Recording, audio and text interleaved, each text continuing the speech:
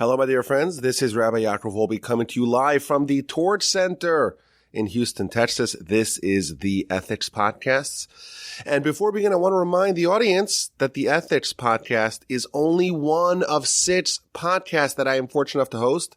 So if you enjoy the Ethics Podcast, there is a very good chance that you will enjoy some of my other content.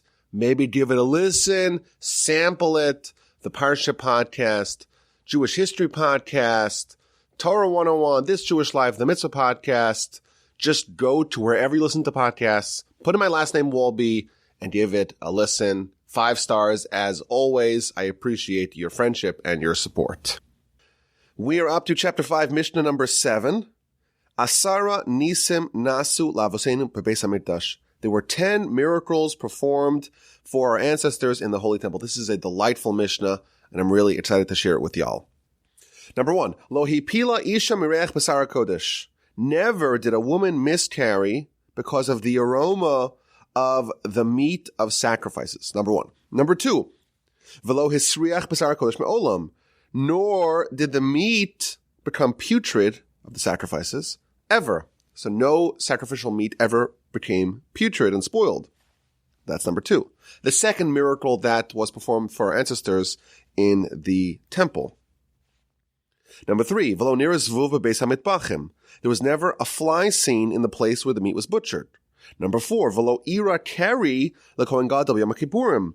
And never did the Kohen Gadol, the high priest on Yom Kippur, did he experience a seminal emission that would have invalidated him from doing the service on Yom Kippur. That's number 4. Number 5, Velo tibu hagashamim eish shel atzei maracha. The rains did not extinguish the fires on top of the altar. Velo nitzcha ruach hazamunah ashan. And never did the wind disperse the column of smoke from the altar. And there was never a disqualification found, not in the Omer, which is brought on the second day of Pesach, not in the Shtei Alechem, which is brought on Shavuos, and not the Lechem Apanim that's brought on a weekly basis.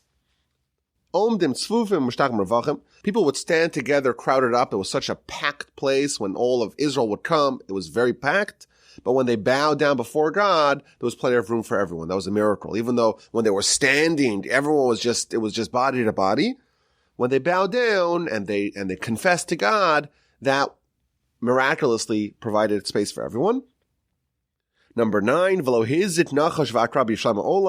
was never an injury caused by a serpent or a scorpion in Jerusalem forever. And finally, velo amar adam l'chavero tsar le'markom shalom b'Yerushalayim. And never did a person tell his friend, there's insufficient space for me to stay overnight in Jerusalem. No matter how many people came to Jerusalem, there's always room for another person. There's always another couch to crash on. There's always another bed. There's always place for more people in Jerusalem. So this is a beautiful Mishnah. It's a little bit mysterious because we don't see really a connection between all these 10 miracles, and we don't see what exactly the lesson is for us.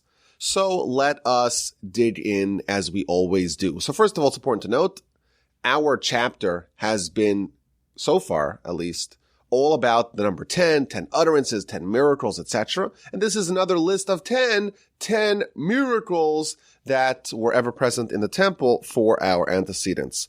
What I want to do is to go through them one by one to understand what they are individually, and then to zoom out and understand what the message perhaps of this Mishnah is holistically, and what are the lessons that we can glean. Okay, so the first of these miracles was the fact that never did a woman miscarry because of the aroma of the meat of sacrifices. One of the things they did in the temple was they had sacrifices. And of course, there's all kinds of different sacrifices, and each one of them has a different protocol of what must be done with the animal after it's sacrificed. Sometimes it's barbecued for the Kohen, sometimes it's barbecued for the owner. A portion of it is put on the altar. Sometimes all of it's put on the altar. But regardless, there's a lot of barbecuing meat in the temple environs. And you would imagine if there's a pregnant woman who are known to have cravings, and she walks into the temple and she smells the succulent meat that's being grilled on top of the altar. And the problem is that she is not allowed to have any of it. When the meat has to go on top of the altar, It's for the altar, and it's not for any person. And even if the pregnant woman really, really craves it, she cannot have it. And the Talmud understands, and the Mishnah obviously understands, that if a woman has a craving, it's very important, when she's pregnant, that is, it's very important that the craving is fulfilled. Because the way it's understood is that there's a child within her, and the child is manipulating her hormones, and that creates a certain need, and sometimes if the need is not met, the child, God forbid, will suffer, and she could potentially suffer a miscarriage. That's why it's very important. If a woman's pregnant and she wants ice cream, you get up and you go to 7-Eleven, or you go to the 24-hour gas station and you buy her pickles and you buy her ice cream, whatever she needs, because she's pregnant. And according to the Torah, a pregnant woman has needs, and if they're not met, it could be disastrous.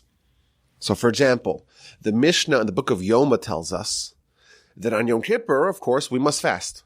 Who must fast? Everyone must fast. Unless you're very sick, of course. Unless if there's a woman who just recently had a baby, then she would not fast. But under normal circumstances, everyone fasts. Well, what if there's a pregnant woman who's fasting? And she has a craving? What do we do then? So the Mishnah tells us that if she has a craving, we consider this tantamount to a life-threatening situation, and we give her to eat on Yom Kippur. So even though the mitzvah of fasting Yom Kippur is a very important mitzvah, and the Torah says if you don't do that, you're cut off from the Jewish people, very severe. Nevertheless, there are exceptions for pregnant women. And my grandfather, blessed memory, used to tell over the story featured in the Talmud regarding pregnant women on Yom Kippur. The Talmud brings two stories side by side about pregnant women who had a craving on Yom Kippur, and they want to eat on Yom Kippur. What do we do? So the first instance, they went to Rabbi Judah the Prince, and they asked him, we have this pregnant woman, and she has a craving, and it's Yom Kippur. What do we do? Do we tell her to eat or something else? So he responds with the following instruction. Very interesting.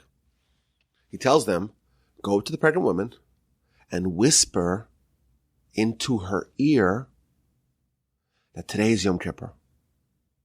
Now, of course, the woman knows that, but the message is intended not for the mom, but for the baby, the child, the embryo, the zygote, the fetus in utero. That's the message. Whisper to the baby that it is Yom Kippur. So they follow the instruction. The prince says to do. That's what you do. They go to the woman and they whisper into her ear, today is Yom Kippur. And instantly, the child ceases to have the cravings and the mother is totally fine. And they go back to Rabbi Judah the Prince. And Rabbi Judah the Prince says, this child will grow up to be a very righteous person. And indeed, that child became Rabbi Yochanan, the first of the Amoraim and one of the greatest of the Amoraic era. The leader of the Jews in Israel in the 3rd century of the Common Era, the first era after the writing of the Mishnah. The Talmud brings a second story where the same thing happened. There's a pregnant woman and she has a craving, and they go and whisper into her ear that today is Yom Kippur, and the child persists, and the child insists on getting the food, and they have to feed the mother to quiet the craving of the child. And they go back to the rabbi. The rabbi says, this kid's going to be problems. He's going to be problems. And indeed, this child grew up to be Shabtai, the hoarder of fruits. He was someone who, when there was a famine, he cornered the market of fruits to artificially jack up the prices to make money at other people's expense. So this is an idea that we see in the Talmud. A pregnant woman, we have exceptions, she could eat Yom Kippur, and we have these very interesting stories, which, as an aside, raise very interesting philosophical questions, because the Talmud tells us that only at birth does a child get a Yetzer Hara, does a child get an evil inclination. Before birth, the child is not subject to an evil inclination. And therefore, there raises the question, how do we have these two children, these two boys, before they're born? One of them is opting for a holy path, so to speak, to submit himself and say, I'm going to quiet and quell these cravings, whereas you have the other one who seems to have this passion for sin that's manifest even before birth, even before the introduction of the Yetzer Hara, which, by the way, is the same question that we must ask and ponder with respect to Jacob and his brother Esav in the book of Genesis. Rashi tells us that the mom, Rebecca, whenever she passed a house of scholarship, Jacob made a move to go and be born. And when she passed the house of idol worship, Esav began to stir and try to be born. And the question is, how can Esav stir and be born, or want to be born, if he doesn't have a Yetzer Hara before birth? So that's an idea. Pregnant women, we treat them differently. However, there are no exceptions to sacrificial food. And yet, despite the fact that you would imagine this happened millions of times over the course of the 800 plus years that the temple was extant, never once did a pregnant woman have some sort of ill effect or a miscarriage because of craving of the forbidden sacrificial meat. That is miracle number one. Miracle number two is that the sacrificial meat never became wormy, and never spoiled, and never became putrid, even though certain sacrifices have a pretty long time before you must consume it. Meaning, every sacrifice that is consumable by humans is not consumable indefinitely. There's a certain period, a certain duration of time that you're allowed to eat it. Afterwards, you can no longer eat it. You have to burn it. It's called leftovers. So, for example, you have the kachim kalim, the more minor holies, as it's called. You could eat it for 2 days and a night. So what are we talking about? 2 days is 24 plus 12 hours. We're talking about 36 hours in a hot climate with no refrigeration. There's a piece of meat on the table for 36 hours before it's consumed. And you'd imagine that it would go bad. It would spoil. Nevertheless, it never spoiled another miracle that was featured in the temple.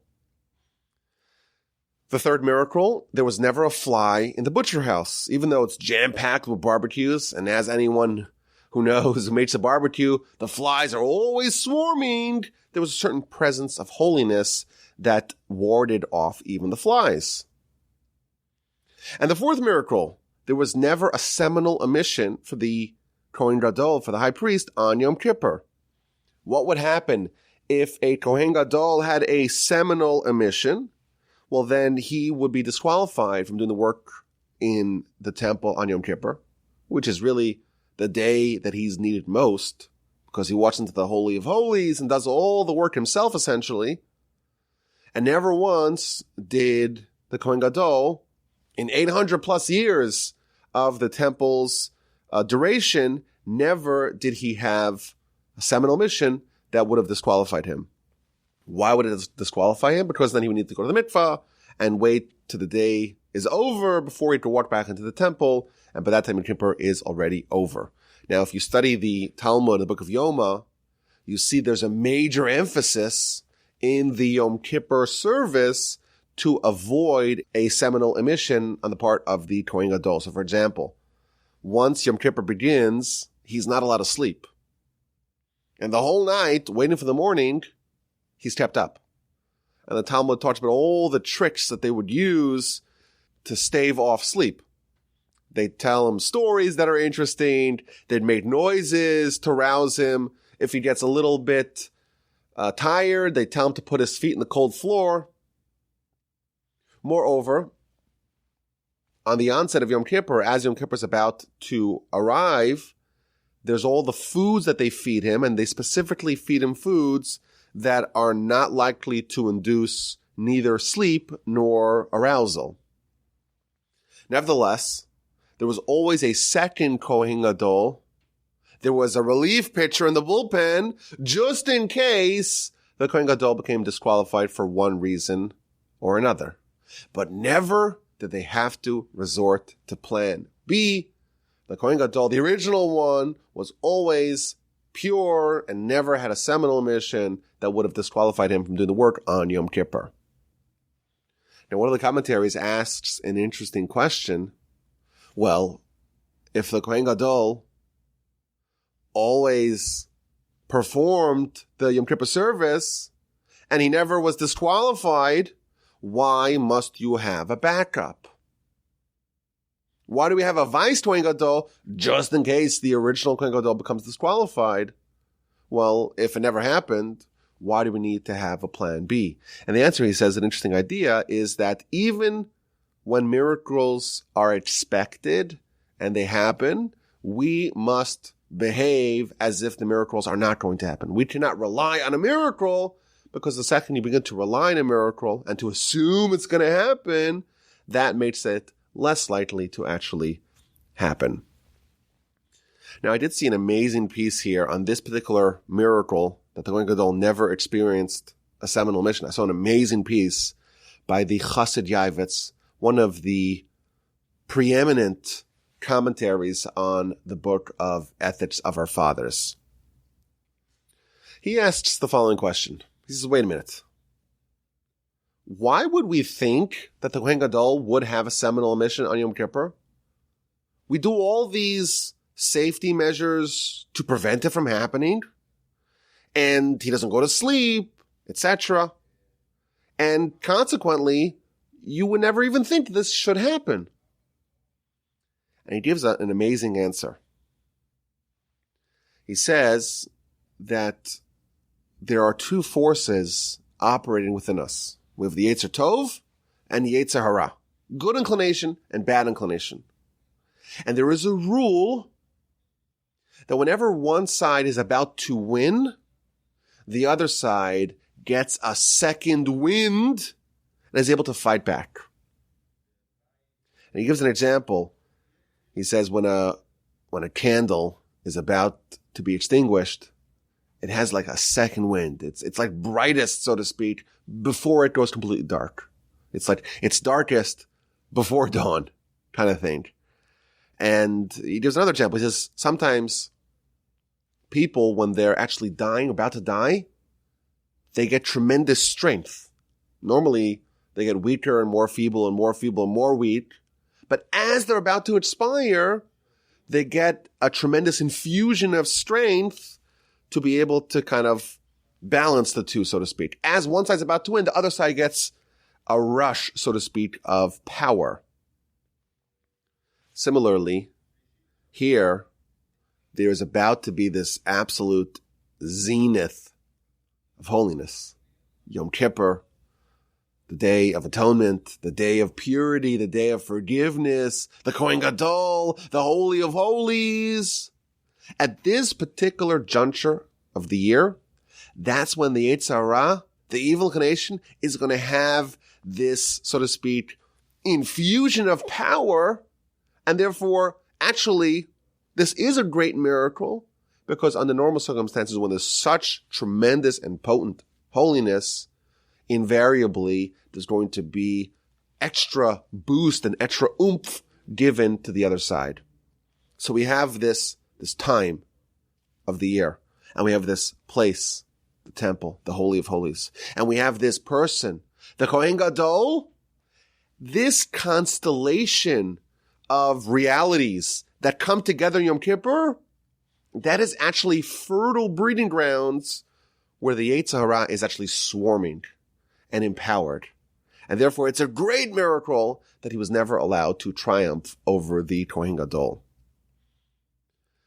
Our sages tell us that the Jewish people did the sin of the golden calf at the time where the Almighty was giving the tablets to Moshe. And of course, you know the story, the book of Exodus. Moshe goes up to heaven and says, I'll be back in 40 days. The people count 40 days, but really it's only 39 days because it's got to be 40 complete days. And they're waiting for him and they're freaking out. He's not coming down. We must make a replacement, and they make a golden calf. Where precisely was Moshe at the time where the Jewish people below were making the golden calf? So the Talmud tells us that the tablets, they were 6 tfachim long. They were 6 hand breadths long. And precisely at the moment where the Almighty was handing over the tablets to Moshe, and the tablets were 2 tfachim, 2 hands breadths in God's hand, and 2 in Moshe's hand, so it was almost like a crossover moment, and 2 in the middle. And precisely then, it wasn't in God's hand, it wasn't in Moshe's hands, it was in both of their hands, and the transfer was happening right then and there. That's when the Jewish people did the sin of the golden calf. And the Talmud goes on to say that the Almighty says, wait a minute, I want to take it back. The Jewish people have sinned, they can't get the tablets anymore, and Moshe starts pulling it towards him, and there's a tug of war, and says the Talmud, Moshe won, and that's why the very last verse of the Torah, which it's when it's lauding Moshe, it's giving the eulogy of Moshe, it says, Ulchal hayada chazaka, the strong hand that Moshe had. It's referring to when Moshe, so to speak, in this tug of war, was able to overpower God with his strong hands and pull the tablets to him. Which is just a very perplexing, from a theological perspective, teaching in the Talmud that Moshe is able to triumph over God, whatever that means. But the Maharal says that the Jewish people could have only done the sin of the golden calf only when they were at their absolute peak of holiness. And the peak of holiness is not when God is planning on giving the tablets to the Jewish people, not when God has already given the tablets to the Jewish people, but at the precise moment where there's this touch point of heaven and earth, of God to Moshe, and the Almighty is holding the tablets, and Moshe's holding the tablets, and there's some part in the middle where there's this transfer. That's when the Jewish people reached their peak. That's when they did the worst sin. Because only when they were at their peak could the Yetzer Hara have corrupted them to do something so egregious and nefarious. Similar idea to what we see over here. The Kohen Gadol on Yom Kippur in the temple, Holy of Holies, Yetzer Hara is really swarming, and it is indeed a great miracle that the Yetzer Hara never won, of course, notwithstanding the fact that the system was designed to try to avoid that as best as possible. The next miracle is that there was no impurity found in the Shtei HaLechem, in the Omer, in the Lechem Apanim. The Omer offering the 2 loaves of Shavuos and the showbreads we did every week. The commentaries point out that these, in particular, had no backup. There was no backup plan. In the event that this would become impure, the mitzvah evaporated. And the reason is that the Omer, it would have to be cut, the barley would have to be cut beforehand, and they wouldn't cut enough to have a backup plan. So if the barley became impure, that's it, you missed the mitzvah for this year. And the Shtei HaLechem, the 2 loaves that were baked for Shavuos were baked before the festival, and you can no longer bake once the festival began, and therefore, if it became impure, it would be forever lost. And similarly, the lechem apanim, the showbreads, was baked before Shabbos, and you would not be able to bake it on Shabbos. And it's an amazing thing. We have offerings that, if they become impure, they will be disqualified, and we would lose that mitzvah. And in 800 years, it never happened even once. Wrapping up the miracles, you have the altar, which is outside. There's the inner altar, which is in the sanctuary.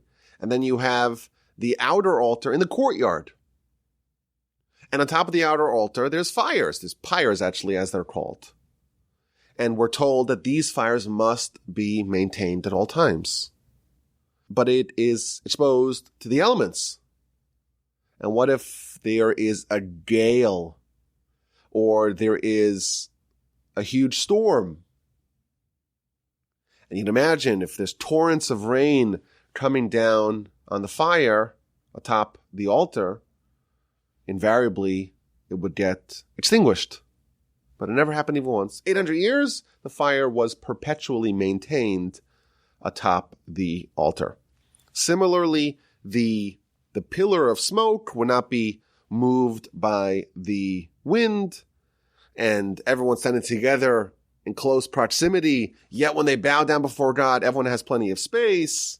And when they went to the temple, when the annual pilgrimage happened, there was never attached by wild animals, not by snakes, not by scorpions. And Jerusalem was big enough to accommodate whoever showed up. Now it's interesting. The commentaries note that there is this concentric realms of holiness in the land of Israel. You have the land of Israel in general, the whole land. And then you have the city of Jerusalem, which is accorded a higher degree of holiness and sanctity. And then you have the temple grounds itself, which is a concentric place within the city of Jerusalem where there's even more holiness. And then even within the temple, you have the Holy of Holies, which is a higher level of holiness.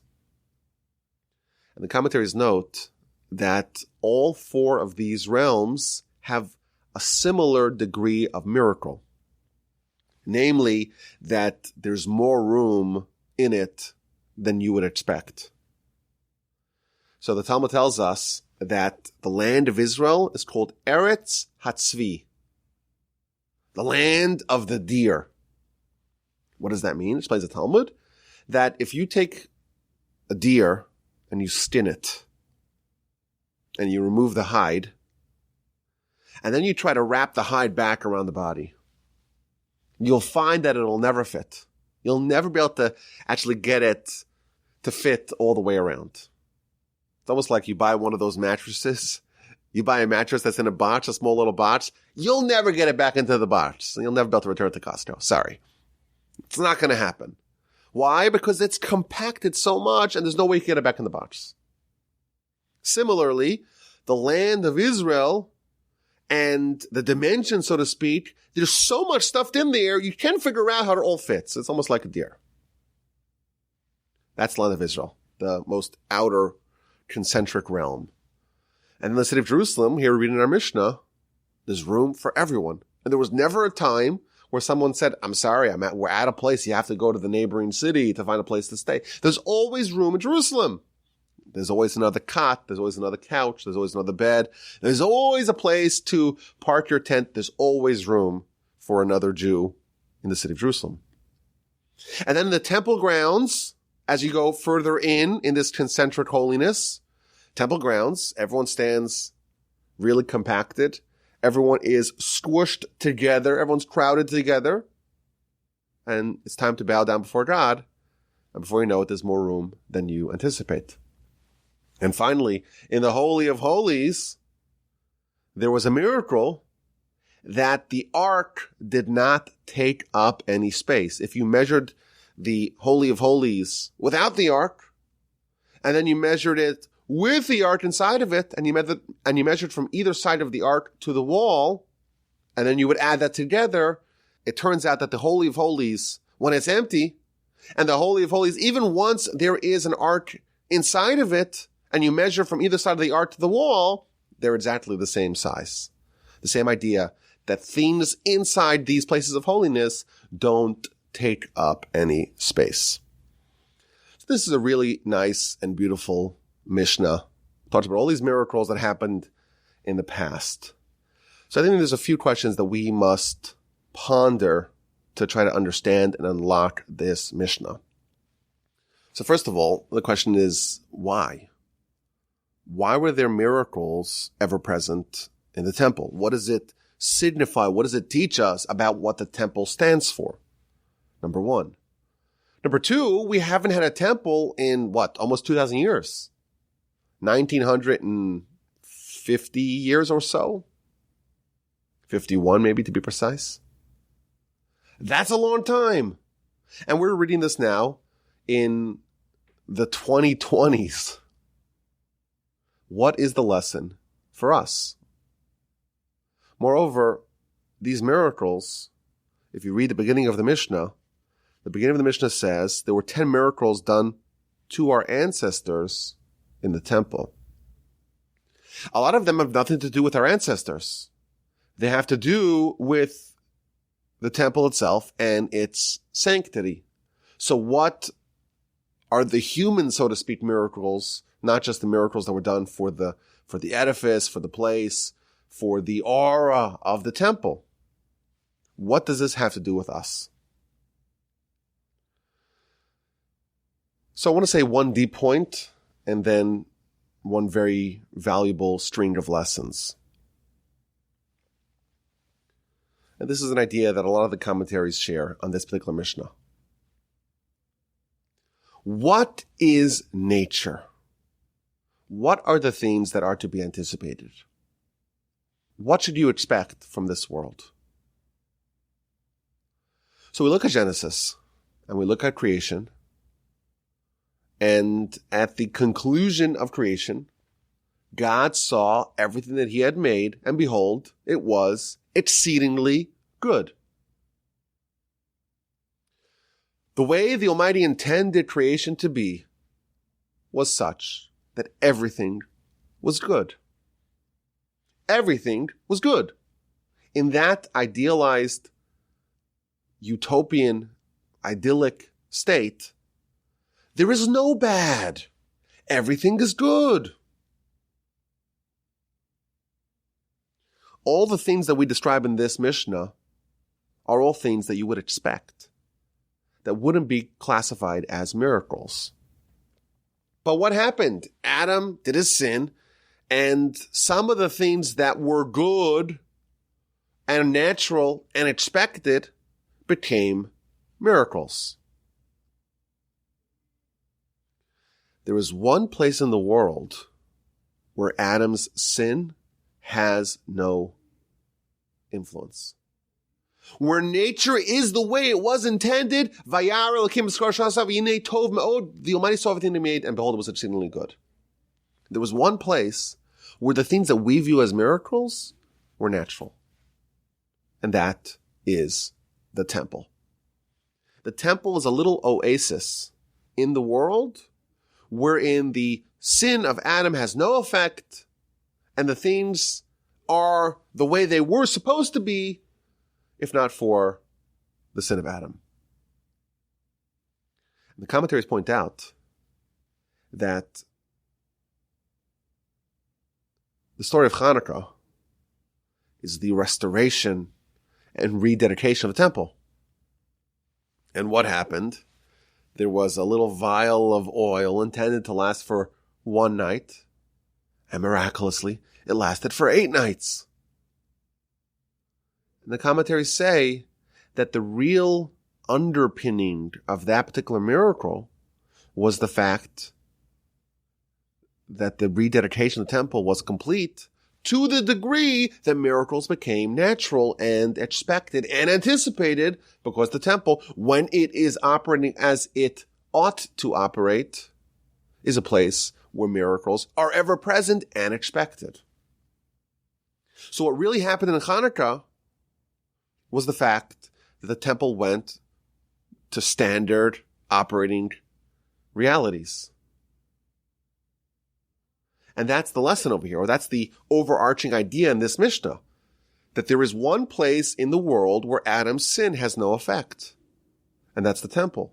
And that's why there were all these ever-present miracles. Outside the temple would be considered a miracle. Inside the temple, it's just that the Almighty created the world to be really, really good and nothing bad. And therefore there's room for everyone, and things don't spoil, and no one has any ill effects from the sacrifices. Things are wonderful because that's the way they're supposed to be. So that's the overall idea that I wanted to share. But on a more practical level, there is a beautiful interpretation by the Ruach Chaim. Ruach Chaim is one of the books that we use on Perkei Avos, on Chapters of the Fathers, written by the great Rabbi Chaim Volozhiner. And he has an exquisite piece on this particular Mishnah. And he says that the temple is there to show us what we ought to do in life. It's to kind of pave the path for us to be able to maximize our potential and become great. And he says that these specific miracles are there to show us that in the event that we behave as the Almighty instructs us to behave, we will lose nothing and gain everything. A person should not say, for example, oh, if I study Torah, it's going to make me weak. I'll become feeble. I'll die. I'll have all these injuries. Don't you know the Torah weakens your body? Is that a legitimate claim? The Talmud, after all, says that Torah does weaken your body. So how could someone say, hey, I'll study Torah and I won't be weak? Well, the Talmud says you will be weak. Here's the idea. What this means is you have a teaching that tells us that no woman ever had a miscarriage because of the sacrifices in the temple. Meaning, a woman perhaps did have a craving, but that never resulted in anything fatal or lasting. And that's to tell us that in the event that we fulfill the will of the Almighty, we'll suffer no ill physical effects. And the second miracle is there to tell us that there is a certain putrid reality that happens to a person when they sin. Now, with our human and physical senses, we cannot pick up on the corruption and spoiling, so to speak, of humanity. A person does a sin, their soul is blemished, and their persona, their stature as a person is damaged. But with physical tools, we can't pick up on that. It's only once the soul is removed from the body and it's brought to a spiritual reality, a spiritual world, only then do the spiritual maladies bubble to the surface. And here we're told that in the temple, i.e., when the Jewish people are doing what is demanded of them, what is instructed to them, what is incumbent upon them, there's not going to be any putridness, any spoiling. They will remain clean and fresh and unblemished. The Talmud tells us that a fly is symbolic of the Yetzer Hara. The Yetzer Hara is described in many different ways in the Talmud. One of the ways the Talmud tells us, the Book of Brachos, page 61a, Yetzer Hara domel zvuv. The Yetzer Hara is comparable to a fly. When it says that there's no flies in the temple, it means that someone who does what is required of them, they will be clean of flies of the Yetzer Hara. They're able to stave off the Yetzer Hara. A seminal emission on Yom Kippur, could you imagine what that would cause to the Kohen Gadol? Oh, why is the vice Kohen Gadol doing the work on Yom Kippur? What happened to the original one? Oh, don't you know what happened? Don't you know what happened? He had a seminal emission. Can you imagine the entire nation snickering about that? What shame that would cause to the holiest man, ostensibly, allegedly, of the people. In the event that the Jewish people embody what the Almighty requires of us, they will be free of all these things. They'll have good health. They'll live a long life. They will not be corrupted, become putrid for Olam Haba, for the world to come, for the afterlife. They won't have the influence of the Yetzer Hara, and they won't have any shame. And the rain falling down on the altar, the Ruach Chaim points out that there could have been a very different miracle, right? The Mishnah says that the rain did not extinguish the fire. There could have been a different miracle. What's the other miracle that could have been featured in the temple? There was no rain. Wouldn't that be a nice little miracle? There was no rain. The rain just diverted away from the temple grounds. But that's not what actually happened. There was rain, but the rain nevertheless did not impinge upon the fire of the temple. What this means is that when a person has manifold responsibilities, there's the fire of Torah, and there's the rain of trying to make a livelihood, and you would think that you really have to choose one or the other, because after all, if you have to make a living, you're busy with that, you're consumed with that. How could you have the fire of Torah burning brightly? In the event that the Jewish people are doing what is expected upon us, we will have the rain and we will have the fire, and those two will not affect each other. You could have both. It's possible to have your cake and eat it too, to have your rain and have your fire, to have your Torah and still make a dignified living. The wind did not affect the pillar of smoke. He explains that the wind is a reference to the Yetzer Hara, and a person who has a commitment to study with assiduousness, with diligence, no influence of Yetzer Hara will sweep away their commitment. There will be no disqualification in the Omer, in these various offerings. He says that's a reference to a person who is indeed making a nice livelihood, to make sure that it is free of any contaminants, to make sure that it is free of any chicanery. You stand close packed together, but when you bow down, there is plenty of room. So he has a play in words in this. He says, if you stand tall and erect and prideful and arrogant, then you'll be constricted. But if you bow down and submit yourself to God, then there'll be plenty of freedom for you. And the word that the Mishnah uses to describe plenty of room, rivachim, also means profits. You'll be able to have profits as well. When you submit yourself to God, your profits will increase. And of course, the snake has lots of different implications in Jewish philosophy, but the way he describes it is that the snake is symbolic of the Yetzer Hara, of the original serpent. And when someone makes a mistake, they have two choices. On one hand, they could repent, they could rectify, they could fix the blemish, or they can allow it to linger. And once it lingers, then the snake comes and bites and kills. And the way he explains it, you go to the temple and you do a sin, God forbid. You did a sin. We're humans, right? You made a sin. But what happens the next day? There are sacrifices brought in the morning. And those sacrifices provide atonement. And you wake up the next day and you have been cleansed of all your misdeeds.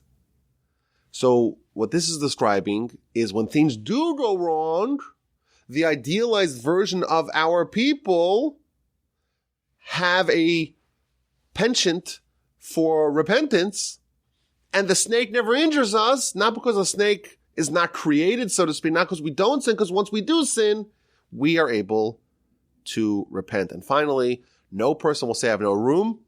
No one will influence or encroach upon their fellow's livelihood. Meaning, you won't have a problem where someone else will come and take away your livelihood, your way to make a living.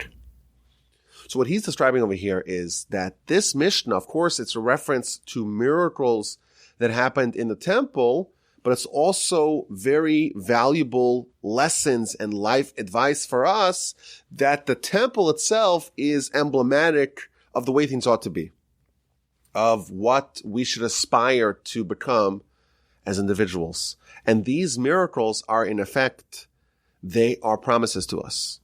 In the event that we do maintain our tenacity and commitment to God and subjugation to God and willingness to repent when we make a blunder and commitment and diligence in Torah study, in that event, the Almighty will clear away all the inhibitions and all the obstacles in our path, and we could have everything. We could have the spiritual, we could have the physical and material. We can live the life that the Almighty intends for us to have.